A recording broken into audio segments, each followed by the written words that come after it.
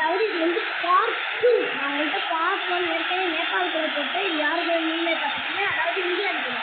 சரி வாங்க நம்ம மேட்ச் பார்க்கலாம். மொதல் பாலே LBWல அவுட் ஆயிருக்காங்க. அப்படியே சொல்லிட்டு ஹைலைட்ஸ் மட்டும் தான் காட்டுவாங்கன்ட்டு. அடுத்த பால் சரியான கேட்ச் அவுட். ரோஹித் சர்மா தானே கேட்ச் பிடிச்சிருந்தது. ஹிட்மேன் ஆஃப்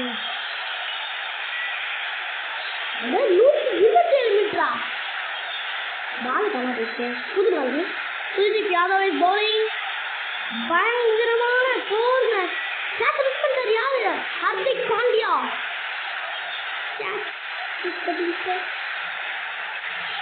நெக்ஸ்ட் பால் பயங்கரமான மறுபடியும் கேட்ச் மிஸ் ஆஃப்.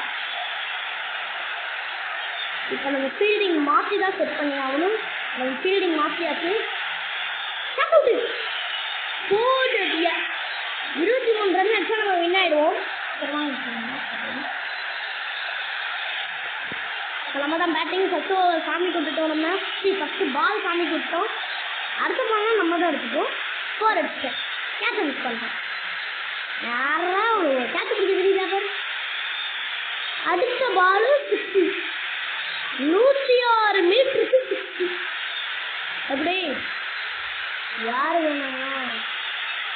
அடுத்த பால் பயங்கரமான போர்.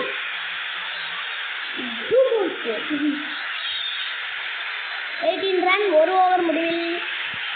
ரோஹித் சர்மா இந்த ஸ்ட்ரைக் பயங்கரமான போருங்க. 1 down score. இன்னும் நம்ம ஒரு ரன் எடுத்தா வின் ஆயிடுவோம் மக்களே. ஒரு ரன்னு வச்சு ஓடுறா ஒரு ரன்.